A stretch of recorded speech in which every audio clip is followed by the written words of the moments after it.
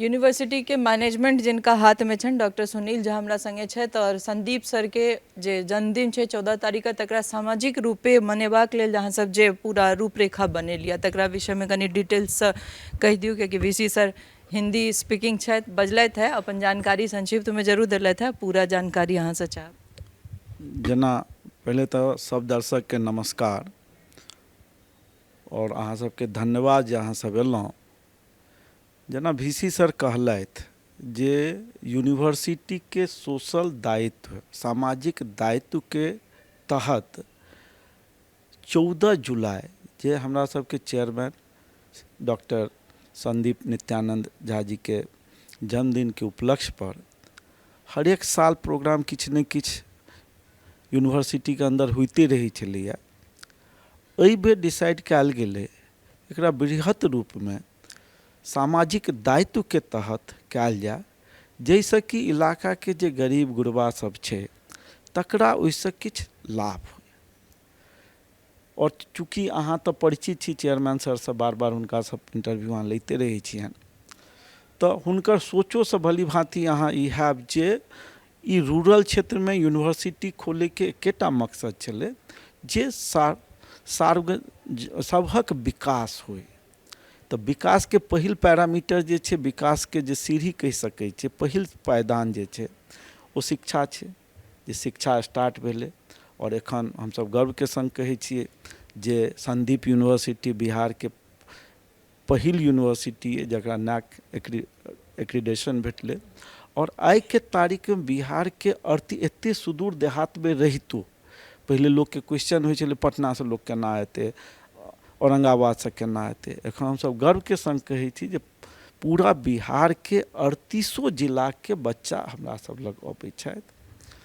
बाजू देश नेपाल के बच्चा अबै छथि इम्हर यूपी के बॉर्डर एरिया से झारखंड बॉर्डर एरिया से बच्चा सब एखन धीरे धीरे एनाइ चालू केलखिन हैं और जे हमर सबके ईयरली जे इनटेक है से साल दर साल हम सब पूरा कऽ रहल छी पूरा भऽ रहल छी। ई तो शिक्षा के क्षेत्र में एकटा हुनकर दायित्व छलनि। दोसर जे अहाँ रूरल परिवेश में देखबै तो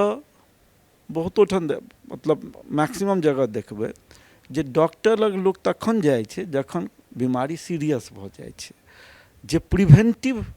जे रोकथाम हेबाक चाही ओकर व्यवस्था नहीं छै कियाक तऽ रूरल डॉक्टर एतऽ नहीं छथिन और जे रूरल क्षेत्र में लोक सब छथि ओ अफोर्ड नहीं कऽ सकै छै जे मधुबनी दरभंगा जाके इलाज कराबैत या चेकअप कराबैत जे पता चलै जे कोन रोग हुनका छनि।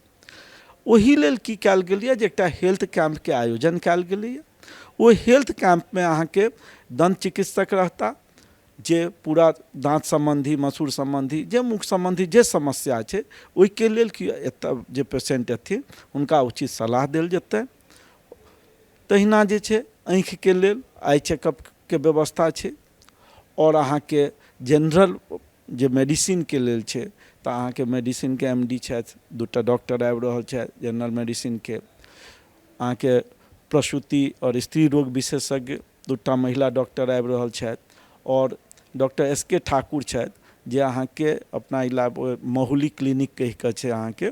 तऽ ओतुका छथि ओ और ग्रामीण परिवेश में ओतऽ देखबै अहाँ के जे लकवा भेल गठिया भेल चाहे नस रोग के जे प्रॉब्लम छै ओकर नीक इलाज हुनका ओतऽ चलै छनि लेकिन एहि दिस लोक के ओते नहीं बुझल छै तऽ ओहो आबि रहल छथि अपन सेवा दै के लेल। और अहाँ सबके माध्यम से हम सब चाहै छी जे यूनिवर्सिटी के इर्द गिर्द के जते छथि या पूरा जिला या कतौ से कियो जे आबऽ चाहै छथि हुनका सादर स्वागत छनि और हमर सबके जे कैंप रहत सुबह 9 से लऽ कऽ 4 बजे तक चलत। एहि के सिवा जे छै अहाँ के जे रक्तदान शिविर सेहो लगायल जा रहल छै जाहिमे हमर सबके टारगेट है जे कम से कम 100 डोनर रक्तदान करथिन और रक्तदान के की औचित्य छै से तऽ अहाँ बुझते हेबै ओहिमे हम नहीं डिटेल में जायब। तऽ जे टारगेट छै 100 ई जे रक्तदान शिविर छै एते अहाँ के अयाची नगर फाउंडेशन छै ओहि के अंतर्गत हुनके थ्रू ई सब भऽ रहल है। तऽ जे छै कहिए 14 जुलाई के भोर 9 बजे से लऽ कऽ साँझ में 4 बजे तक ई कैंप रहत और यदि जरूरत पड़लै तऽ हमसब एक्सटेंड करैके सेहो सोचि रहल छी। एकटा इहो कल्पना छै जे चूँकि एक बेर तऽ डॉक्टर देख गेलखिन, फेर हुनका चेकअप, यदि लोकके जे पेशेंट सब एता हुनकर सबके यदि इच्छा रहतनि तऽ भऽ सकैए निकट भविष्यमे जे मंथली हमसब कैंप लगाबी, जे सुदूर देहातके जे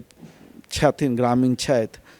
ओ ओकर लाभ उठा सकथि। और जे ई जे मैसेज छै जन जन तक पहुँचे, ताहिके लेल अहाँ सबके तऽ सहयोग चाहबे करी। एहिके सिवा जे छै हमर सबके यूनिवर्सिटीसँ 10टा युवकके टीम, 5टा टोली बना कऽ, 10टा टोली बना कऽ 20 युवक, जे हरेक डोर टू डोर कैंपेनिंग चलि रहल छै, जे कोनो यदि बीमारी, कोनो समस्या छै तऽ ओ रजिस्ट्रेशनके फॉर्म लऽ कऽ ओतऽ घर घर जा रहल छथि और फॉर्म भरि रहल छथि। दोसर जे छै प्रचार गाड़ीके माध्यमसँ सेहो हमसब 4-5 दिन सघन प्रचार कऽ रहल छी। ओतौ रजिस्ट्रेशनके व्यवस्था छै जे प्रचार गाड़ीपर आबियो कऽ लोक रजिस्टर करा सकै छथि। तेसर ई दुनू माध्यमसँ जे जिनका नहि कोनो कारणवश कॉन्टैक्ट नहीं भऽ सकलनि तऽ यूनिवर्सिटी गेट पर, संदीप यूनिवर्सिटी गेट पर सेहो रजिस्ट्रेशन के सुविधा छै, जे ओतऽ आबि कऽ फॉर्म भरि कऽ अपन जे 14 जुलाई के जे कैंप छै ओकर ओ फायदा लऽ सकथि। तऽ जेना सोशल रेस्पॉन्सिबिलिटीके तहत चेयरमैन सरके काफ़ी इनिशिएटिव चलै छनि, तऽ हमरा सबके तरफसँ हुनका जन्मदिनके ई उपहार छनि जे इलाका हुनकर गाँव छनि, तऽ गाँव और गाँव के नज़दीक में जते लोक छथि, ज़्यादा अधिक से अधिक लोक आबथि और एहि सुविधाके फायदा उठाबथि। जे सब यूनिवर्सिटी के गेट पर आबि कऽ अगर रजिस्ट्रेशन कराबै छथि तऽ कोनो डॉक्यूमेंट लऽ कऽ आबऽ पड़तनि या फिर अहिना नाम और ई काफ़ी छै? सिर्फ नाम और पता काफ़ी छै, किएक तऽ गरीब घरमे देखबै अहाँके जे महिला सब छथि हुनका सब लग मोबाइल नहीं छनि, तऽ ओहि लेल हुनका नहि कोनो कागजके जरूरत नहीं छै। सिर्फ आबि कऽ अपन नाम, पता, मोबाइल नंबर छनि तऽ मोबाइल नंबर दऽ देथुन, रजिस्ट्रेशन बहुत सिंपल छै, कागजके किया कोनो। बहुत बहुत धन्यवाद।